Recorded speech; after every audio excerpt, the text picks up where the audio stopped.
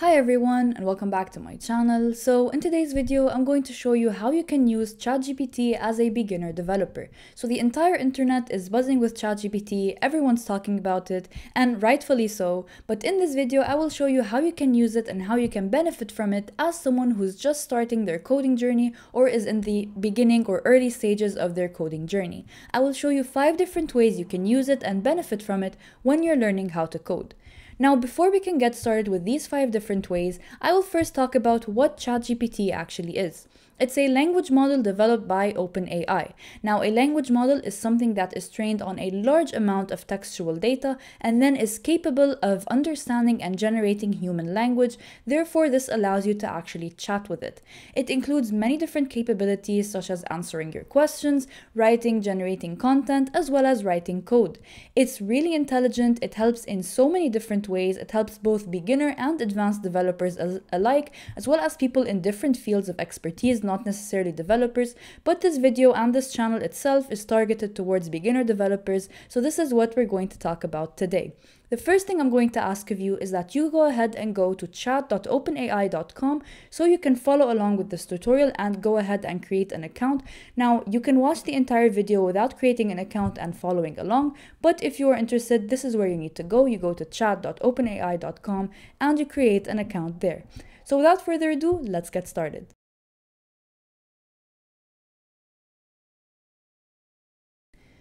So the first thing we're going to talk about is related to project ideas. As a beginner developer, it's super important for you to actually get some hands-on experience working on projects. This enables you to work with the tools that you have learned through tutorials or courses, build interesting things with them, gain some practice, and then maybe add them to your portfolio or your resume. So this is super important in the job hunt. You want to show employers that you have worked on some projects that are not necessarily taken from tutorials. So you don't want to just copy-paste a tutorial, you want to work on your own projects. So we want to ask ChatGPT for some project ideas. Let's say you're a developer, you want to build stuff, you just learned Python, but you have no idea what to build. So let's say, give me 5 project ideas to build with Python. And now ChatGPT is going to generate 5 different project ideas to build with Python. So as you can see, we now have 5 different project ideas. The first one is a web scraping tool. The second one is a data visualization tool, a machine learning model, natural language processing tool, and a web application. Now, as you can see, these are very different. They may or may not be suitable for beginner developers. So I'm going to give ChatGPT some added context. Let's say I am a beginner developer. I learned Python very recently.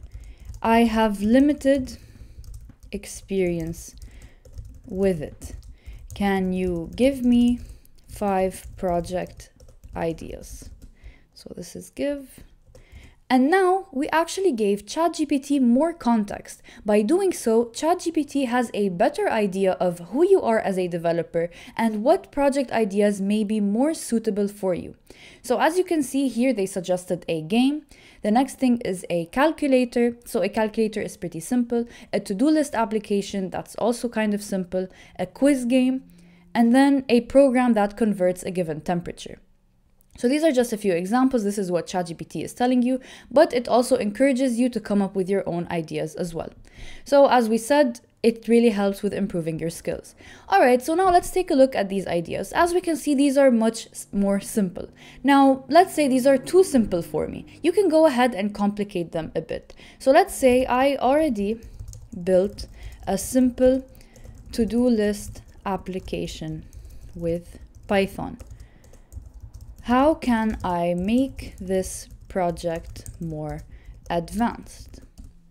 And now we're going to ask ChatGPT to help us further develop this project. So for example, you could have actually used a YouTube tutorial to build this to-do list app, but then ChatGPT is going to help you find a method so that you can actually build on the app, make it much more creative, much more complex, and then add it to your resume.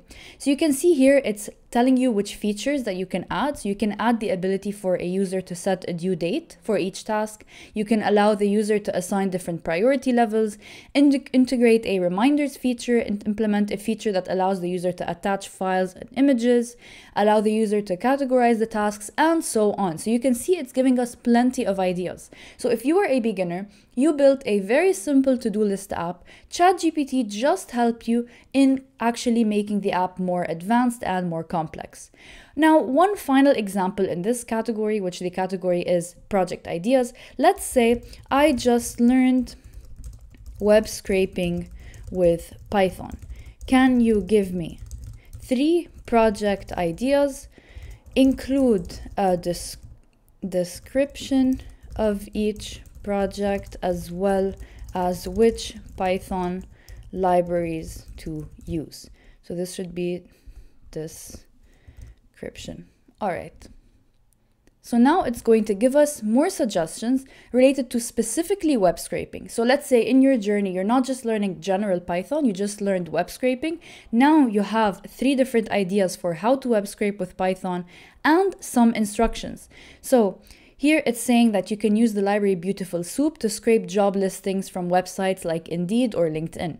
You can use Beautiful Soup also to scrape information from e-commerce websites or news websites, and so on. So now you just gained some instructions on how to create these projects with Python. You also got some additional information such as which library to use, and this is super helpful. Again, here they also suggest using the NLTK library for natural language processing, such as sentiment analysis and other things.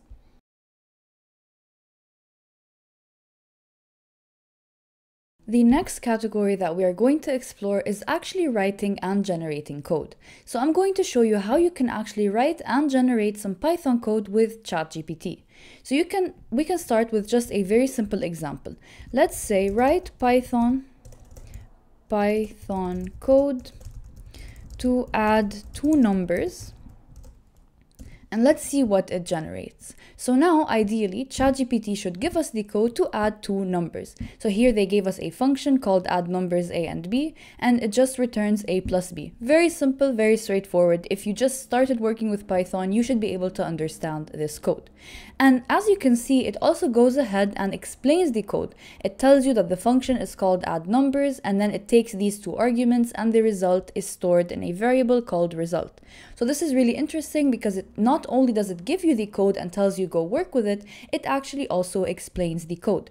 Now, another thing you can do is you can ask it to modify the code. So let's say it gave us this function right here. I don't like the arguments a, b. I want to rename them. So I say, can you rename a and b in the code to num1 and num2? So I think these are more expressive as argument names. And now, as you can see, it says add numbers num1, num2, and then it returns num1 plus num2.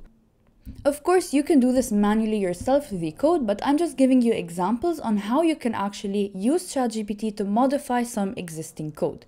Now, let's say I want to add this inside a class.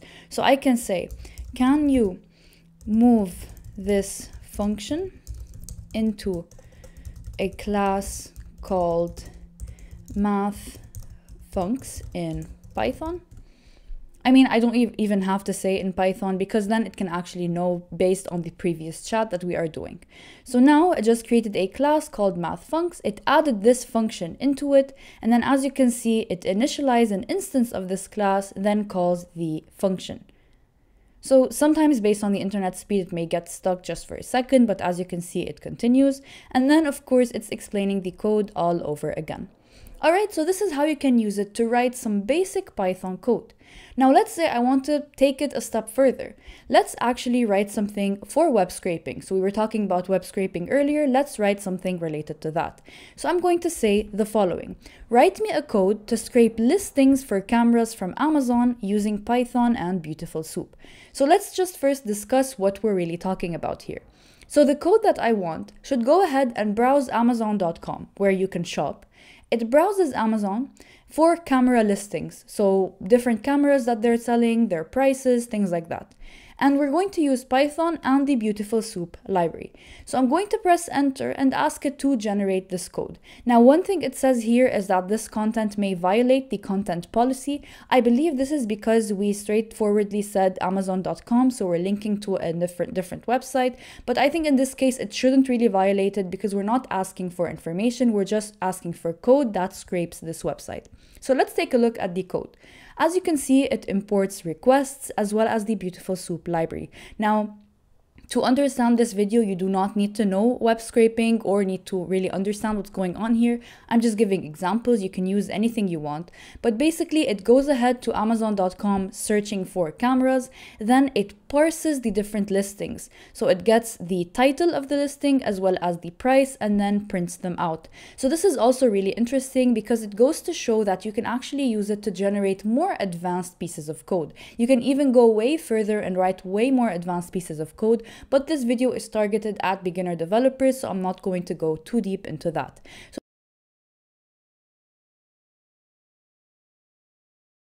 Next thing you can do is you can ask it to explain some code for you. So let's say you are reading a book related to coding, following a course, maybe you read a blog post and you come across some code that you don't understand. So what you can do is the following. So I can ask it, so can you explain this code for me? And then I'm just going to copy and paste the code that I have and I press enter. So this code right here is from one of my previous tutorials where I showed you how you can create an Excel viewer using Tkinter. So what we do is we load some content from an Excel file and then we show it in a Tkinter interface. So we load the table and view it. So now I'm asking ChatGPT to go ahead and explain this code for me, assuming that I have no idea what this code does and I'm not able to understand what it does. So as you can see, it started typing. It's telling us that the code is using Tkinter to create a GUI window. Then it uses the OpenPy Excel library to load data from an Excel file located at this path and inserts it into the TreeView widget.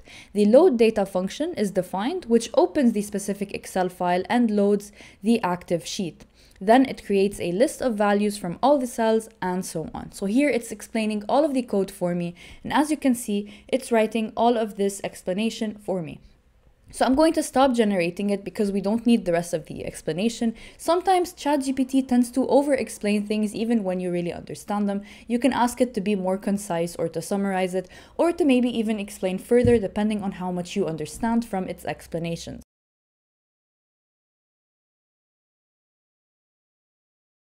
Another thing you can do is that you can actually ask it to rewrite code or even add things to it depending on what you ask. So previously we asked it to explain this bit of code where we imported an Excel file, we loaded all the data from it, and then we showed it using Tkinter. So what I'm going to do now is I'm going to say, can you rewrite this code to include comments within the code? So now I'm asking it to add stuff to my existing code. This is really useful if you want to further add documentation to your code and add comments so that in future reference you can come back to the code and you can read these comments and understand better. So as you can see, it's rewriting the code. It added here a comment letting me know that this path is the path of the Excel file to be loaded, loading the workbook, and so on. So you can see my code didn't have any comments, and then this code actually has some comments explaining to me how this works. Now this is a very small code. However, in your case, if you have a much longer code, this can be really useful to add these comments and come back to them later on. So as you can see here, it's actually explaining everything, adding all the comments, and this is yet another pro of using ChatGPT and yet another way that you can actually learn how to code better.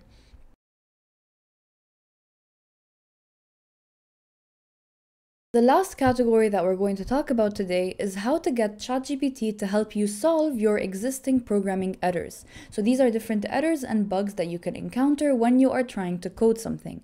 This happens a lot. This is something that's super common with any developer, beginner or advanced. You write some code, you run it, and there's some error. Some values don't look the way that they're supposed to look, or maybe an exception is generated, giving you an error and you don't know how to solve it.